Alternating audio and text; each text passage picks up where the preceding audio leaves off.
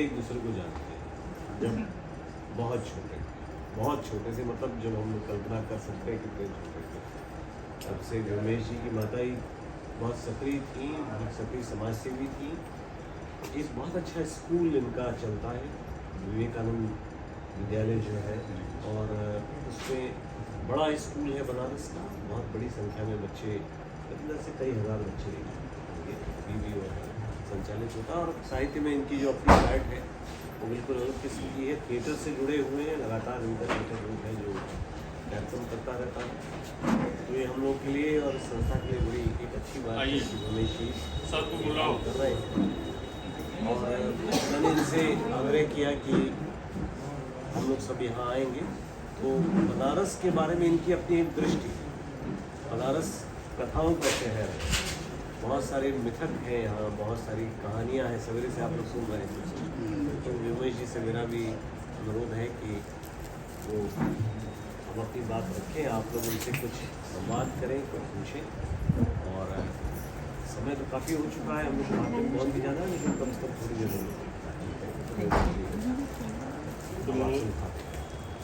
बनारस के जो दो सबसे फेवरेट फिल्म हैं,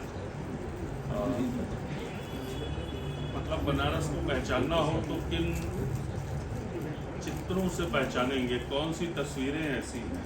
तो एक है पानी और दूसरा है आग। तो मैंने एक किताब छोटी सी लिखी है, आग और पानी में। मेरे लिए बनारस क्या है, मैं बनारस को कैसे जानता हूँ। बनारस, गंगा, विश्वनाथ जी, संकट मोचन, बनारस के अपने अंतर्विरोध, बनारस का उत्तर जीवन। बनारस रोज़ मरता है, रोज़ एक शव जो है कंधे पर पतली गलियों से गंगा की ओर जाता है, रोज़ मरता है और कभी नहीं मरता। अमरत्व का वरदान भी है उसको। और एक संस्कृत का श्लोक है जो 12 लोग सुनाते हैं, मरणम मंगलम यत्र विभूतिश्च विभूषणम, कौपीनम यत्र कौशेयम सा कार्तिकेय समायते। मरण जहाँ मंगल है और चिता की जो भस्म है उसको विभूति कहा जाता है, वो जो है विभूषण है, वही सबसे बढ़िया गहना है बनारस का।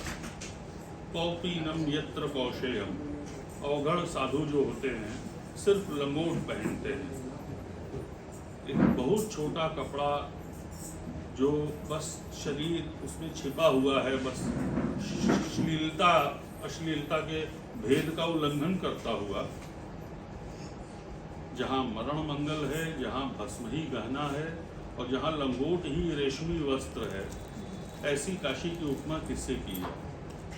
तो अब इतना अनुपमेय है, इतना अनंत अगाध अनादि है, तो हम उसको जानने की कोशिश तो करेंगे ना। तो मैंने अपने ढंग से उसको पहचानने की चेष्टा की है और वो किताब बहुत पसंद भी की गई है, हिंदी में सब लोगों ने बहुत पढ़ा है। इसमें कोई कहने में खराब लगता है, लेकिन थोड़ी सी आत्म प्रशंसा लगती है, लेकिन ऐसा है क्योंकि वो मेरी नहीं है, वो बनारस की किताब। और उसके बाद ये नागरी बचानी सभा में हम लोग हैं, यहाँ रहते हुए अपने बारे में बात करना अच्छी बात है, क्योंकि आप इसी की बात करते रहेंगे, इसी का लगातार स्तवन करते रहेंगे तो वो कहानी कभी पूरी नहीं होगी। मेरे पद का नाम है प्रधानमंत्री। भारत में जो निर्वाचित सरकार का प्रमुख होता है, कैबिनेट का प्रमुख होता है, जो एक तरह से सर्वोच्च संवैधानिक पद तो राष्ट्रपति का है, लेकिन कार्यपालिकीय शक्तियाँ जो एग्जीक्यूटिव पावर है वो सब की सब प्रधानमंत्री पद में है। हमारा इतिहास इसका गवाह है।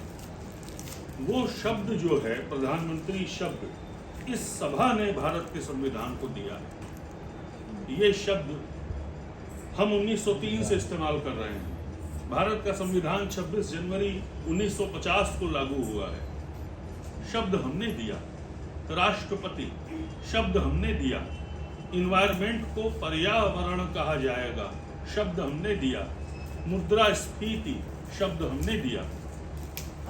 जैसे टकसाल में नोट करेंसी छपती है, वैसे इस संस्था ने शब्दों को उनका पारिभाषिक मानी दिया। उस भारत में जो पराधीन था, पराधीन देश की प्रायः पराधीन भाषा को स्वाधीन अर्थ दिया। तो एक स्वाधीनता की लड़ाई जो है सिर्फ सड़क पर नहीं लड़ी जाती, वो हमारे मन में चलती होती है। हमारे पास भाषा होनी चाहिए, अंग्रेजी नहीं तो क्या। अंग्रेजी का कोई विकल्प नहीं है, मुझे पता है, निर्विकल्प हैं हम, क्योंकि वो एपिस्टोमोलॉजी की भाषा है, ज्ञान मीमांसा की भाषा है, दुनिया को जोड़ने की भाषा है। लेकिन वैसे ही हिंदी भी है। आप देखिए जो कितनी बोलियां थी, सबको मिला मिला के 20वीं सदी की शुरुआत में नागरिक प्रचारणी सभा ने कई काम किए। हमारे यहाँ जो सरकारी कामकाज था और अदालतें थी, सब 2 ही भाषाएं जानती थी, पहली अंग्रेजी और दूसरी बोलचाल की उर्दू, जिसे फारसी में लिखा जाता था। हिंदी कहीं नहीं थी। नागरिक प्रचारणी सभा ने अदालतों में हिंदी के प्रवेश को लेकर के एक बहुत बड़ा आंदोलन चलाया और पूरे उत्तर भारत में सभा के कार्याधिकारी, सभा के सदस्य गए और लोगों को जागरूक किया। छोटी छोटी मीटिंग्स की, जैसे तब की कांग्रेस करती होगी, लोगों को जगाने का काम किया और 60,000 हस्ताक्षर एक मेमोरियल पर इकट्ठा किए, जिसका नाम था court character and primary education, और जिसे 2.5 साल की मेहनत से महामना मदन मोहन मालवीय ने लिखा था। 2.5 साल के श्रम से एक निबंध लिखने में 2.5 साल लगाए मालवीय जी महाराज। इतना बड़ा वकील, इतना व्यस्ततम मनुष्य।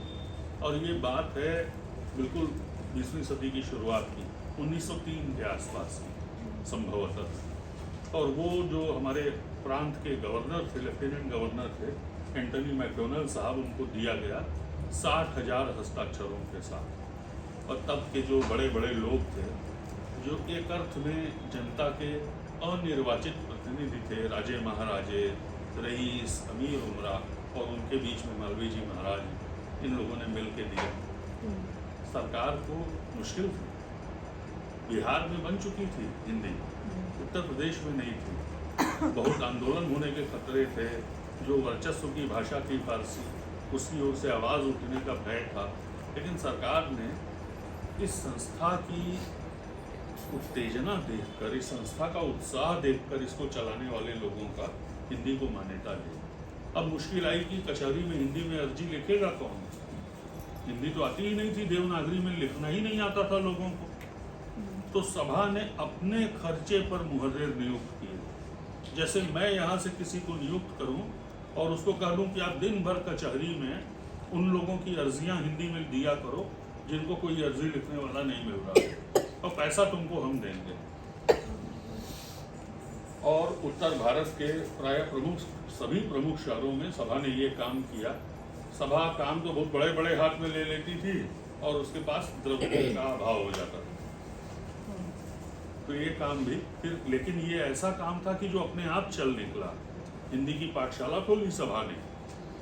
हिंदी की शॉर्ट हैंड राइटिंग जो है उसका आविष्कार यहीं पर हुआ है। एक व्यक्ति थे निष्कामेश्वर मिश्र नाम के सर, उन्होंने हिंदी की संकेत लिपि खोजी, बनाई अंग्रेजी की तर्ज पे, और उसके पहले 3 विद्यार्थी जो है वो महान 3 लोग थे, जिसमें पहला नाम है लाल बहादुर शास्त्री, दूसरा नाम है TN सिंह जो आगे चल के यूपी के मुख्यमंत्री बने, और तीसरे अलगू राम शास्त्री जो बहुत बड़े स्वाधीनता सेनानी थे लेकिन सक्रिय राजनीति में नहीं आए।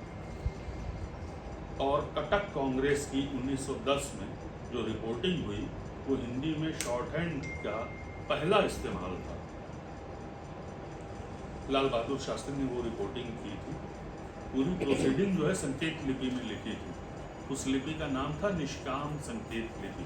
हमारे यहाँ जो विद्यालय था उसका नाम भी यही था, निष्काम संकेत लिपि विद्यालय। हिंदी में टाइपराइटर बना, यहाँ पे टाइपिंग सिखाई जाती थी।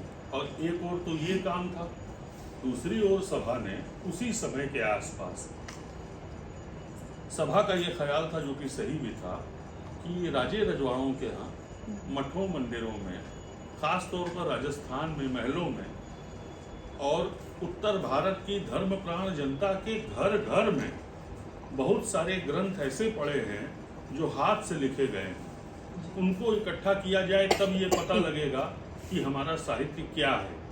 हमको तो यही नहीं पता था कि हम क्या हैं, और वो साहित्य खोजा नागरिक उच्चारणी सभा के रिसर्चर्स ने। उनको प्रोफार्मा दिया जाता था, लाई और चना दिया जाता था, गुड़, कुछ मानदेय, झोला, पक्का दिया जाता था कि बेटा निकल जाओ उत्तर में।